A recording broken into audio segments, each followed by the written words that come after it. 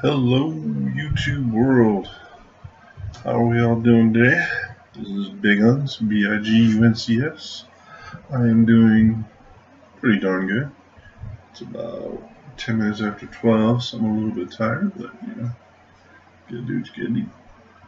So today I went and saw the remake of The Magnificent Seven, and I swung through Walmart again, and I found a couple things that I thought you guys might find interesting, and I have a couple things I wanted to show you that I am not particularly fond of. So if there's anybody out there that might be interested in these things, drop a little comment.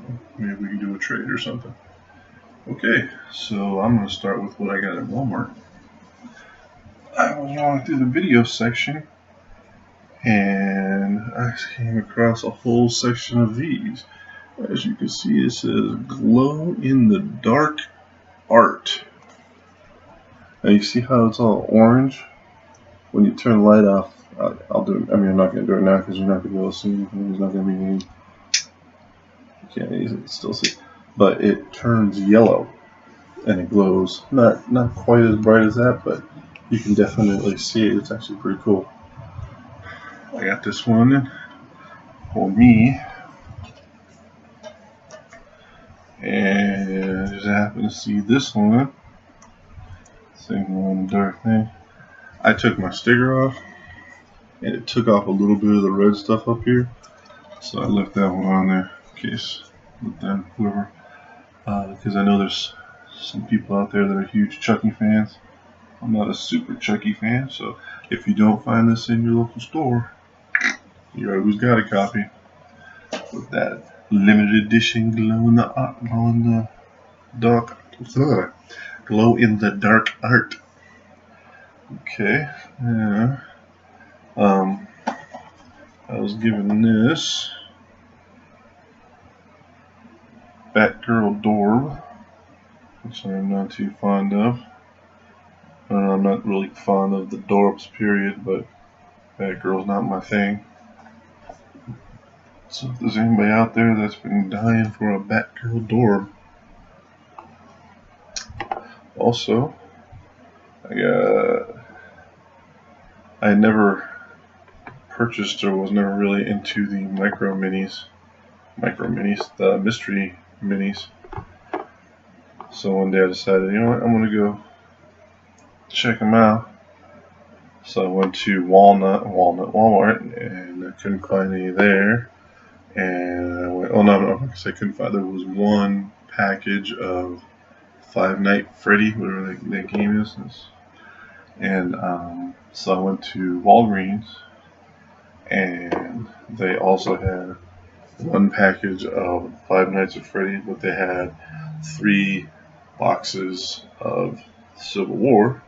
So you saw the 3 I got: Ant-Man,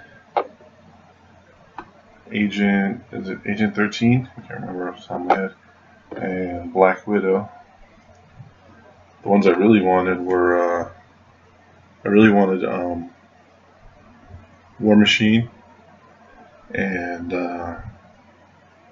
Black Panther, and kind of like the Falcon. I like the wing on the Falcon. So, I mean, I'd be totally willing to trade all 3 of these for one of the Falcon or War Machine if somebody's looking for 3 of them.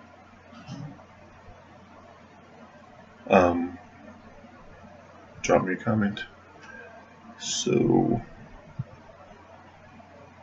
Magnificent Seven, the remake. This is, well, I'm just gonna start with it. It's not a bad movie. It's got some really good one-liners, some funny scenes. It's got some really good action, some good shooting scenes. It's got some funny scenes. It's got some pop culture things thrown in for, like stuff that's going on today. But it's not a remake. Now, there's going to be spoilers in this, so if you plan on seeing it, it's not a bad movie. If you like westerns, it's not Blazing Saddles funny, but for what's supposed to be a serious Western, this, it's got some really good humor in it, so it's worth seeing if you like Westerns. If you're going to see it because you love the original, then this might not be the movie for you, because it's not a remake. In the original, takes place in Mexico, where they're sailing a poor village. This one takes place in I forgot. I think it's Oklahoma, where they're saving a town. It's not a town that's poor. It's not a town that's gonna slowly die. It's a town that just happens to be in the same valley as a gold mine, and the guy who owns the gold mine wants all the people out of the town so he can own the whole valley, because he thinks there's more gold everywhere. So he hires a bunch of gunmen to beat up people and scare people and shoot people. And so they kill the female lead. The actress's name is Haley Bennett. Throughout the movie, she kind of looks like she could be Christina Hendricks' little sister. She's got the bright red hair, and they spend a lot of time on her cleavage at the beginning of the movie. But they kill her husband, so she goes to find some gunmen to come down and help her save her town. She finds Denzel, and Denzel finds Chris Pratt, and Chris Pratt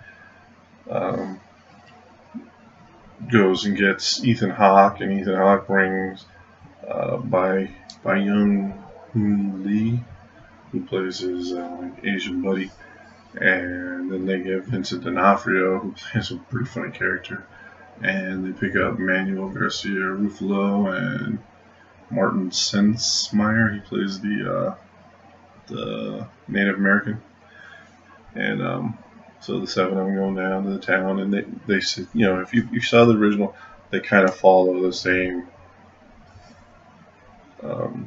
version of like Who Lives and Dies type of situation. So, like I said, if you're going to it as a standalone movie that you're going to watch, it's a Western, it's a good movie. If you're going to it because you want to see a remake of the 1960s version, but also Antoine Fuqua, the director, he said in the interview I read that he was trying to be consistent with Seven Samurai, excuse me, which is the movie that the original Magnificent Seven is based on. The original Magnificent Seven actually follows the Seven Samurai way more than this one does, because that one, then you go into a poor village that's about to be destroyed because robbers keep coming in and stealing all their food and stuff after harvest, which is what happens in the similar thing happens in the Magnificent Seven remake, where robbers keep coming in and stealing their food and stuff. So I guess that's it. It's, like I said, it's not a bad movie. I don't know if I've mentioned this before, but I use this service when I go to the movies called DealFlix. It's a website, www.dealflix.com.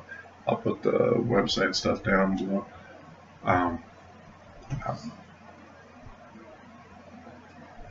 been using them for about a year, and today just things happened and I wasn't able to use DealFlix to purchase my ticket, and I went in and I paid full price, and like I said, it's the first time I paid full price in like a year, and between the ticket and popcorn and the soda, and I'm a huge fan of the fruit chews, so I always get a package of those. They came to like $26. I was like, oh my god, are you crazy?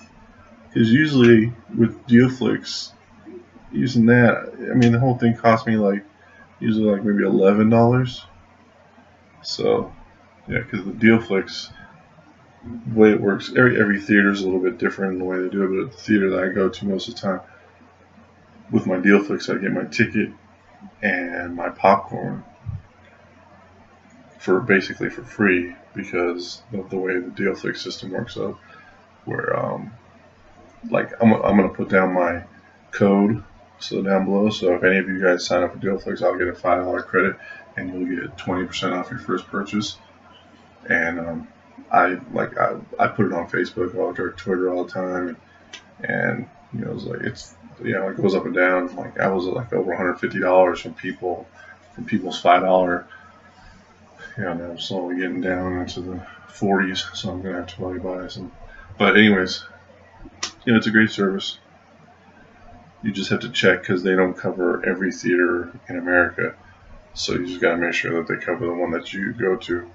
And actually, the theater I go to now, all the time, I'd never been to before until I found them on Dealflix, and it's actually closer to my house, and it's a nice theater. I mean, they don't have the reclining seats, like at the AMC or whatever, but seeing a movie's a movie, you know what I'm saying? All right, well, thanks for spending some time with me. I hope you enjoyed it. Once again, this is Big Unks, BIGUNCS. Oh, I also I do movie reviews on Instagram. I've done them for a while. I'll put that down there, and I close all my Instagrams with "Now go sit quietly in the dark."